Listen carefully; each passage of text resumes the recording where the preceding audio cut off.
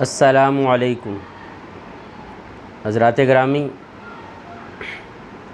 दुनिया और दीन के बारे में अल्लाह रब्बुल इज़्ज़त के उसूल को समझने की ज़रूरत है।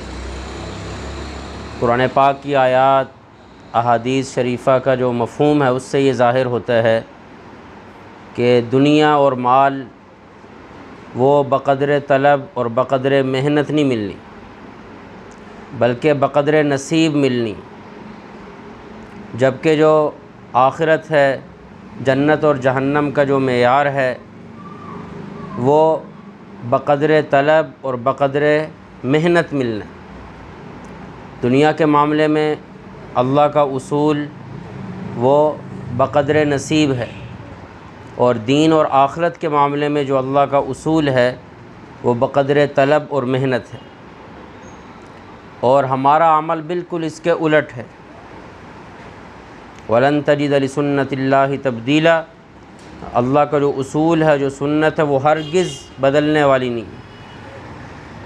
हमारा मामला और अमल बिल्कुल इसके उलट है।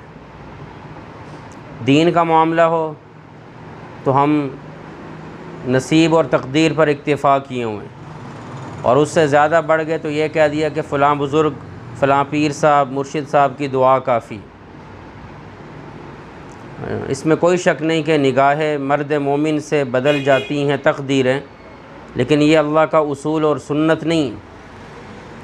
दीन के मामले में उसूल और सुन्नत क्या है कि बक़द्र तलब और बक़द्र मेहनत वो मिलेगी। अब दीन के मामले में हमारा अमल क्या है कि हम लापरवाही का शिकार, हम नसीब और किस्मत पर सब कुछ छोड़ देते हैं, और ज़्यादा से ज़्यादा बड़े तो अक्सर हम में से, आवाम में से अक्सर इस बात पर इक्तिफ़ा किए हैं कि फ़लाँ बुज़ुर्ग उनकी दुआ काफ़ी है, फ़लाँ पीर साहब उनकी दुआ काफ़ी है। ऐसा हरगिज़ नहीं, ये हमारा गलत नज़रिया है, गलत तसव्वुर है।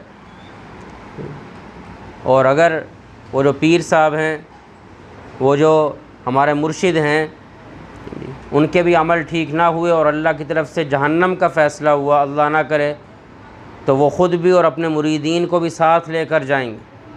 इसकी भी वजाहत अल्लाह ने कुरान पाक में आयात में की है कि गलत अक़ायद वाले हैं वो ख़ुद भी और उनके मुरीदीन भी सब जहन्नम में, और वहाँ वो मुकालमा करेंगे, मुनाक़शा करेंगे, एक दूसरे पर डालेंगे कि हम इसकी वजह से, वो कहेंगे हम इसकी वजह से गुमराह हो। और दुनिया के मामले में अल्लाह का उसूल क्या है कि बक़द्र नसीब, जितना नसीब में दौड़ धूप कोशिश अल्लाह ने असबाब के दायरे में कहा है, लेकिन मिलेगी कितने, जितना बक़द्र नसीब।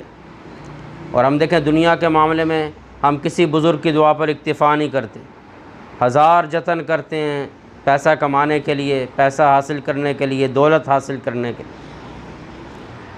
हज़रत फ़ातिमा रज़ी अल्लाह ताला अन्हा लख्त जिगर से इरशाद फरमाया एक दफ़ा, या फ़ातिमा अनक़िज़ी नफ़्सकी मिनन नार।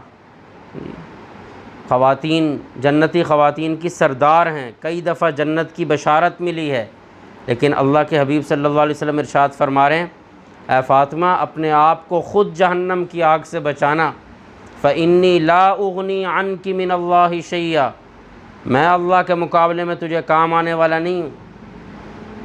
सय्यदा हैं, लख्ते जिगर हैं, सबसे प्यारी बेटी हैं, जन्नत की कई दफ़ा बशारत पाई है, लेकिन उनके वालिद मोहतरम सय्यदुस सादात आकाए कायनात सल्लल्लाहु अलैहि वसल्लम क्या इरशाद फरमा रहे हैं कि इस बात के घमंड में ना रहना कि मेरी बेटी हूँ, अपना अमल ख़ुद तैयार करके लेके जाना।